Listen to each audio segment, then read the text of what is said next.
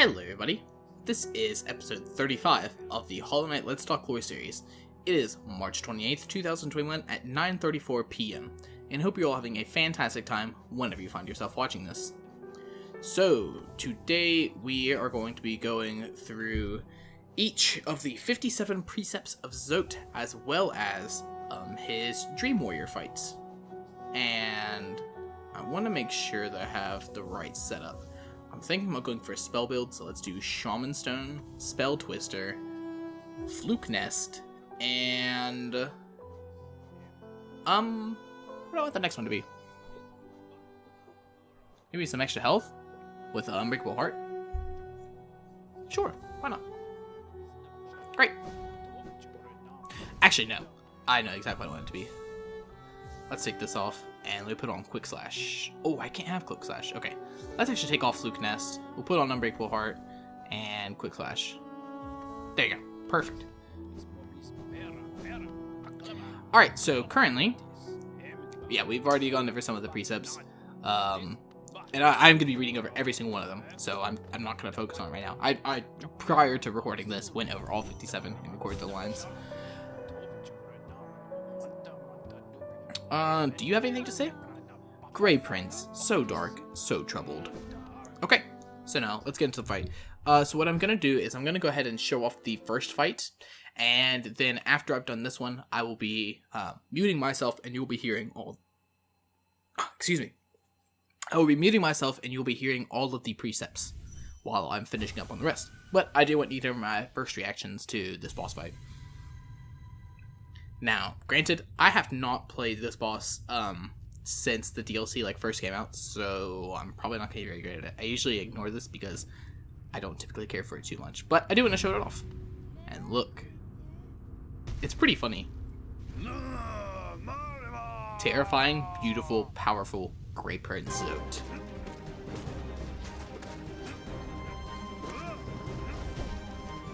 Yeah, so he's always been a bit of a joke character, but he's especially like a joke character in this fight.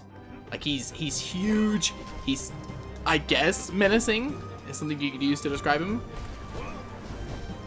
And he's just all around silly. Ouch.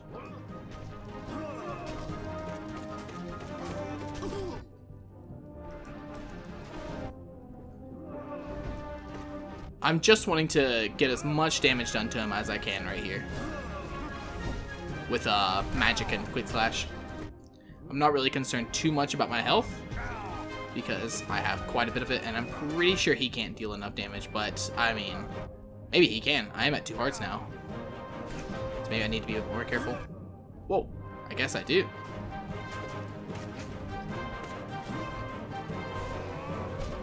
Oh! Oops. He just kind of jumped out of the sky and sniped me. Okay, let's just try this again. Jeez. I was hoping I can get him first try, but I'll get him this time. I'm not too concerned. While he is a joke boss, he's definitely more difficult than his Colosseum counterpart.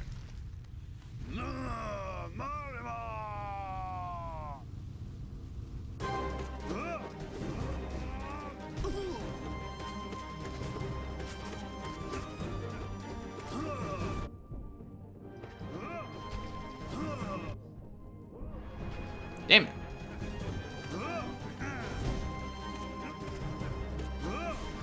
Shoot, I keep mistiming my spell shots.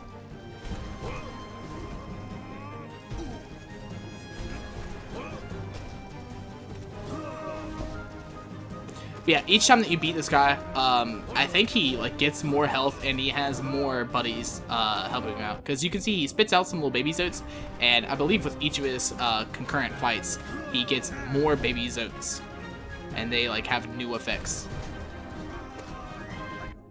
Ow. I'm gonna heal up real quick actually, just once though.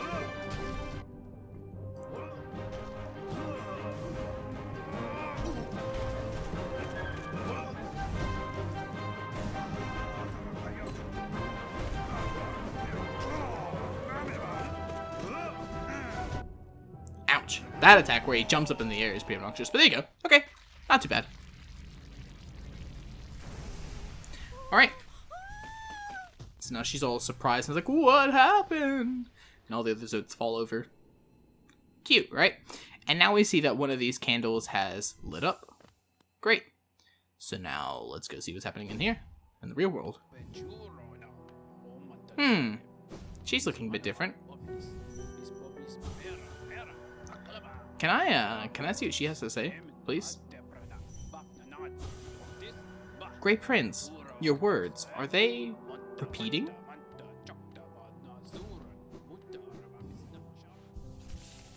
Alright, let's try this again. And now I will go ahead and start playing all 57 precepts. Some of them are pretty funny, some of them are a bit lore heavy, but I think Zote's a joke character. I don't think that we're supposed to take him seriously. I'll discuss him more in the future. Probably at the end of this episode, I'll discuss my thoughts on him once I'm done doing all these boss fights and you've heard all the precepts. Otherwise, there's no point in me discussing it now. But yeah, I'm gonna go ahead and pass it over to past me, and you can listen to all the precepts. Precept 1. Always win your battles. Losing a battle earns you nothing and teaches you nothing. Win your battles or don't engage in them at all. Precept 2. Never let them laugh at you. Fools laugh at everything, even at their superiors, but beware, laughter isn't harmless. Laughter spreads like a disease, and soon everyone is laughing at you. You need to strike at the source of this perverse merriment quickly to stop it from spreading. Precept 3.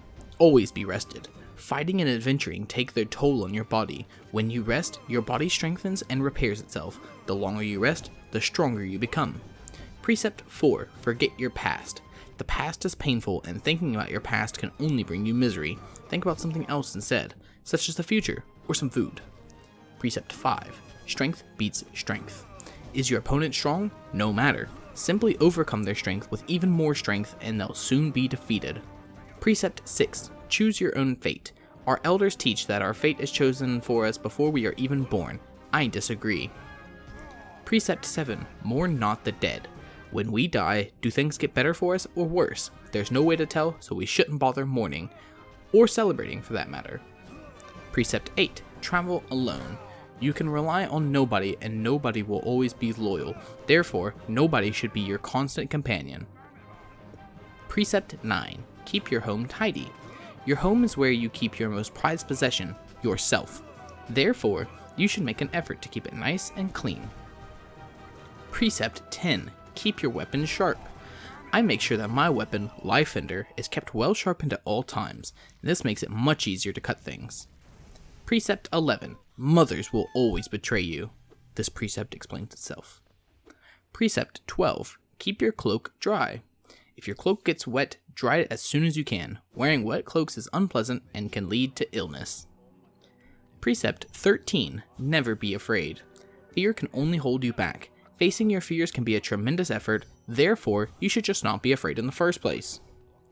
Precept 14. Respect your superiors.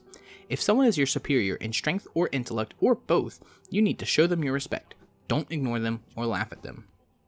Precept 15. One foe, one blow. You should only use a single blow to defeat an enemy. Any more is a waste. Also, by counting your blows as you fight, you'll know how many foes you've defeated. Precept 16. Don't hesitate. Once you've made a decision, carry it out and don't look back. You'll achieve much more this way. Precept 17. Believe in your strength. Others may doubt you, but there's someone you can always trust, yourself. Make sure to believe in your own strength and you will never falter. Precept 18. Seek truth in the darkness. This precept also explains itself. Precept 19. If you try, succeed. If you're going to attempt something, make sure you achieve it. If you do not succeed, then you have actually failed. Avoid this at all costs. Precept 20. Speak only the truth. When speaking to someone, it is courteous and also efficient to speak truthfully. Beware, though, that speaking truthfully may make you enemies. This is something you'll have to bear. Precept 21. Be aware of your surroundings. Don't just walk around staring at the ground. You need to look up every so often to make sure nothing takes you by surprise. Precept 22. Abandon the nest. As soon as I could, I left my birthplace and made my way out into the world. Do not linger in the nest. There is nothing for you there. Precept 23. Identify the foe's weak point. Every foe you encounter has a weak point, such as a crack in their shell or being asleep. You must constantly be alert and scrutinizing your enemy to detect their weaknesses. Precept 24. Strike the foe's weak point. Once you have identified your foe's weak point as per the previous precept, strike it. This will instantly destroy them. Precept 25. Protect your own weak point. Be aware that your foe will try to identify your weak point, so you must protect it. The best protection? Never having a weak point in the first place. Precept 26. Don't trust your reflection. When peering at certain shining surfaces, you may see a copy of your own face. The face will mimic your movements and seem similar to your own, but I do not think it can be trusted. Precept 27. Eat as much as you can. When having a meal, eat as much as you possibly can. This gives you extra energy and means you can eat less frequently. Precept 28. Don't peer into the darkness. If you peer into the darkness and can't see anything for too long, your mind will start to linger over old memories. Memories are to be avoided, as per Precept 4. Precept 29. Develop your sense of direction. It's easy to get lost when traveling through winding, twisting caverns. Having a good sense of direction is like having a magical map inside of your head. Very useful. Precept 30. Never accept a promise. Spurn the promise of others, as they are always broken. Promises of love or betrothal are to be avoided especially. Precept 31. Disease lives inside of dirt. You'll get sick if you spend too much time in filthy places. If you are staying in someone else's home, demand the highest level of cleanliness from your host. Precept 32. Names have power. Names have power, and so to name something is to grant it power. I myself named my nail Lifeender. Do not steal the name I came up with. Invent your own. Precept 33. Show the enemy no respect. Being gallant to your enemies is no virtue. If someone opposes you, they don't deserve respect or kindness or mercy. Precept 34. Don't eat immediately before sleeping. This can cause restlessness and indigestion. It's just common sense. Precept 35. Up is up, down is down. If you fall over in the darkness, it can be easy to lose your bearing and forget which way is up. Keep this precept in mind.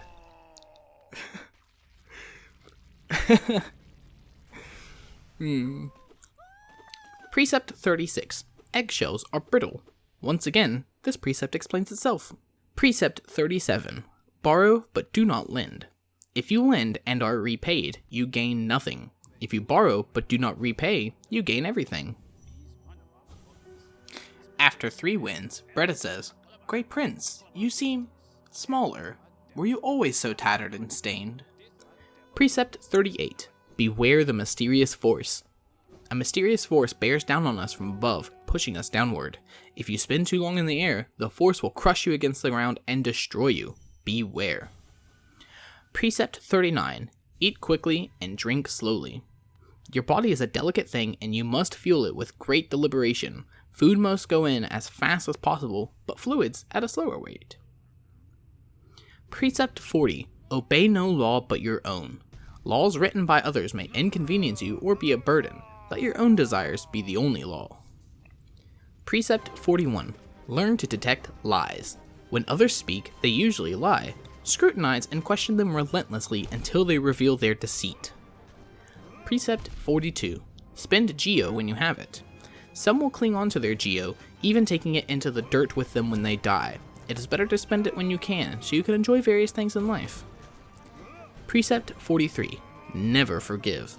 If someone asks forgiveness of you, for instance a brother of yours, always deny it. That brother, or whoever it is, doesn't deserve such a thing. Precept 44. You cannot breathe water. Water is refreshing, but if you try to breathe it, you are in for a nasty shock. Precept 45. One thing is not another. This one should be obvious, but I've had others try to argue that one thing, which is clearly what it is, and not something else, is actually some other thing, which it isn't. Stay on your guard. Precept 46. The world is smaller than you think. When young, you tend to think that the world is vast, huge, gigantic. It is only natural. Unfortunately, it's actually quite a lot smaller than that. I can say this now having traveled everywhere in the land. Precept 47. Make your own weapon. Only you know exactly what is needed in your weapon. I myself fashioned Life Ender from shellwood at a young age. It has never failed me, nor I it. Precept 48. Be careful with fire. Fire is a type of hot spirit that dances about recklessly. It can warm you and provide light, but it will also send your shell if it gets too close.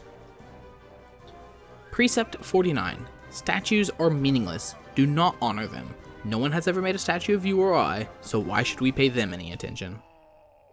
Precept 50. Don't linger on mysteries. Some things in this world appear to us as puzzles, or enigmas. If the meaning behind something is not immediately evident, though, don't waste any time thinking about it. Just move on. Precept 51. Nothing is harmless. Given the chance, everything in this world will hurt you. Friends, foes, monsters, uneven paths. Be suspicious of them all. And so, after defeating Zote 4 times, Bretta is no longer here. She's now gone. And speaking to Elderbug, he says, "Aha, good." Oh, this is not related to Bretta. He says, "Aha, good riddance. That creepy carnival has vanquished, and the town's resident, a creepy carnival has vanished, and the town's returned to its former self, nice and quiet as I like it. It's quite enough to deal with just the occasional traveler. Whole structures appearing out of nowhere, dreadful music, horrific masks, all far more than one old bug should have to face." Okay, and I think this is about Bretta. "That young lass, why she's up and departed over the cliffs, with only the briefest word of farewell. It's a perilous journey she set herself upon. I can't understand where she gained such fortitude. I thought her a timid sort, one after my own mind. How wrong I was. The call of adventure lures all but me." There we go. Okay, I imagine I'm not quite done with the precepts just yet, so I'm going to go ahead and just do another battle real quick. Precept 52. Beware the jealousy of fathers. Fathers believe that because they created us, we must serve them and never exceed their capabilities. If you wish to forge your own path, you must vanquish your father, or simply abandon him. Precept 53. Do not steal the desires of others. Every creature keeps their desires locked up inside of themselves. If you catch a glimpse of another's desires, resist the urge to claim them as your own. It will not lead you to happiness. Precept 54. If you lock something away, keep the key. Nothing should be locked away forever, so hold on to your keys. You will eventually return and unlock everything you hid away. Gotta click out a 1, 3 is binding. Precept 55. Bow to no one. There are those in this world who would impose their will on others. They claim ownership over your food, your land, your body, and even your thoughts. They have done nothing to earn these things. Never bow to them, and make sure to disobey their commands. Precept 56. Do not dream. Dreams are dangerous things. Strange ideas, not your own, can worm their way into your mind, but if you resist those ideas, sickness will rack your body. Best not to dream at all, like me. Precept 57. Obey all precepts. Most importantly, you must commit all of these precepts to memory and obey them all unfailingly, including this one. Have you truly listened to everything I've said? Let's start again and repeat the 57 precepts of Zote. And that's it.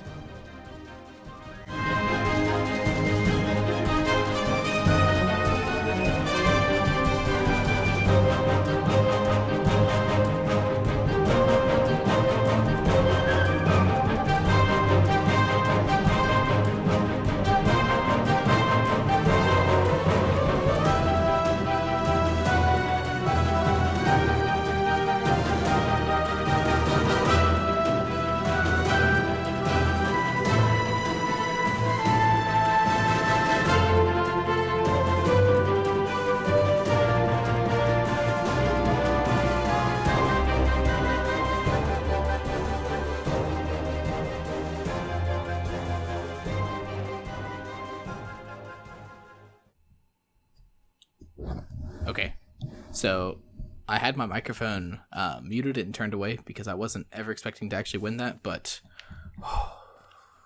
did it. It's over.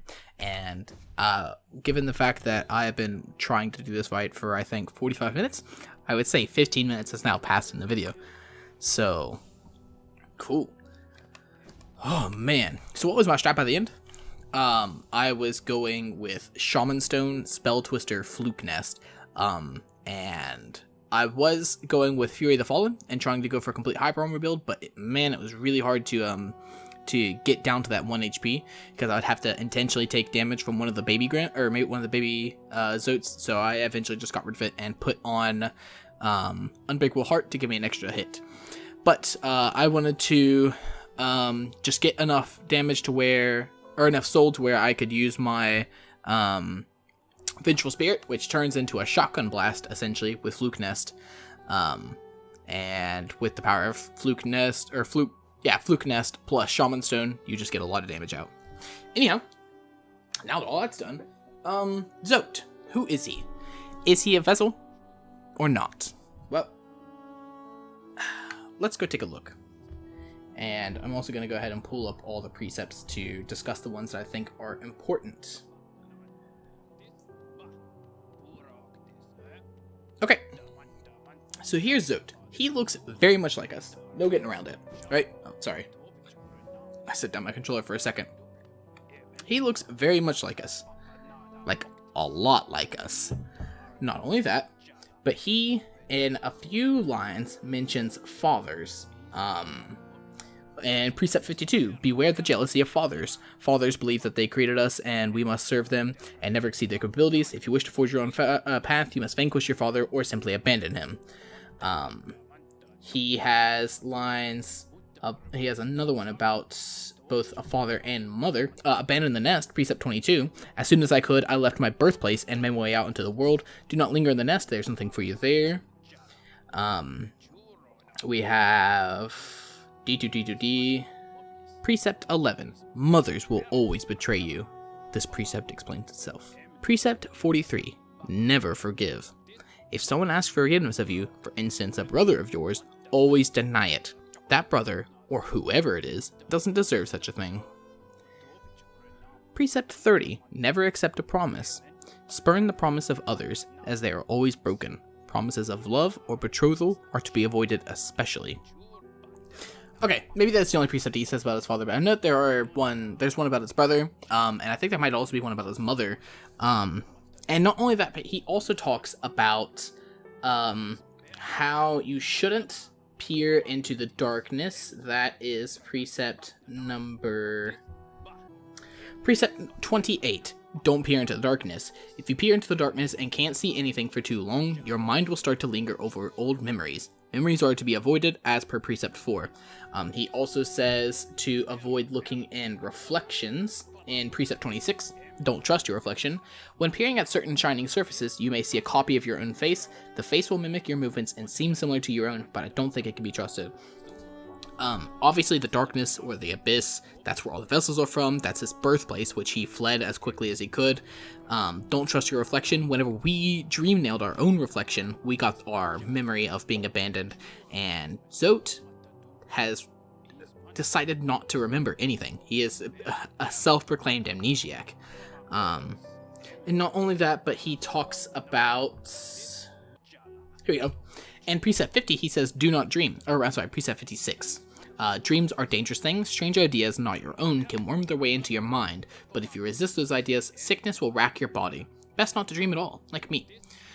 So he's aware of the infection and the fact that it's through dreams, which, to my knowledge, the only people who are aware of that was the Pale King, presumably the White Lady, and the Vessels. It's interesting that he knows that. He also talks about bow to no one. Precept 55. There are those in this land who would impose their will on others. They claim ownership of your food, your land, your body, and the important bit, even your thoughts. They have done nothing to earn these things. Never bow to them. Make sure to disobey their commands. It's very interesting that he's aware of what's causing the infection. And going back to his memories, if Precept 54, if you lock something away, keep the key. Nothing should be locked away forever, so hold on to your keys. You will eventually return and unlock everything you hid away. That right there, I think, is just straight up talking about how if you go back to your birthplace, you'll unlock your memories, right? I'm near certain that he's a vessel. Whenever he dies in Bretta's dream, he dissolves very similar to what the King's molds do, implying that he's made of void. He looks really similar to us, but he has a mind of his own, and he speaks. Other vessels can't do that. So, in my opinion, I think that Zote is one of the first vessels. I think that he was a very, very, very early experiment, hence why he's so bad at everything. And, well, if he's bad at everything, he must have been discarded pretty early on, meaning that he would have some severe hatred and PTSD over Hallownest. But he came here at the same time as we did, implying that he was drawn to Hallownest for the same reason that we were drawn back to Hallownest. It's never confirmed in the game if he is or isn't, and to be honest, I think he's a joke character. I don't think you're meant to think too clearly about him. There's even a Precept. Which one is it? Precept 50, don't linger on mysteries. Some things in this world appear to us as puzzles, or enigmas. If the meaning behind something is not immediately evident though, don't waste any time thinking on it. Just move on. And, okay, maybe that's the Team Cherry telling us not to worry too much about them. There's another one. Let me see if I can find it very quickly. Here we go. Precept 45. One thing is not another. This one should be obvious, but I've had others try to argue that one thing, which is clearly what it is, and not something else, is actually some other thing, which isn't. Stay on your guard. So with these, I think that's Team Cherry just being like, hey guys, so it's a joke. Don't think about him too much. Don't worry about him. And honestly, in my headcanon, he's a vessel. If you don't think he is, cool. I don't think it matters, and I don't think that Team Cherry cares either. I really don't think that he's someone that needs to be focused on. There you go. That's all there is to say about Zote, in my opinion. But Bretta, she has now left Dirtmouth, and has left a note for us. The Maiden's quest. Her grey prince diminished and her white savior revealed as beast. The Maiden at last understood the truth. Her life's companion would not appear, for they could not appear to a maiden sat idle. She must instead seek them out, must find her own love, and free them of their solitude. And thus her own journey began out into dangerous lands, shielded by her love awaiting, guided by her love to be. With every step, the maiden could feel it, their fated meeting coming ever closer. So, Bretta, she's decided to seek her own independence, and all the more to her. I hope that whenever she leaves Hallownest, she doesn't just lose her mind because she's no longer under the effects of the Pale King. That'd suck. That'd be a pretty grim ending. But who knows? Who knows? Maybe now that she has a will of her own, she'll be able to retain some sort of mind and find her one true love. We shall never know. This is the last that we will have seen of Bretta.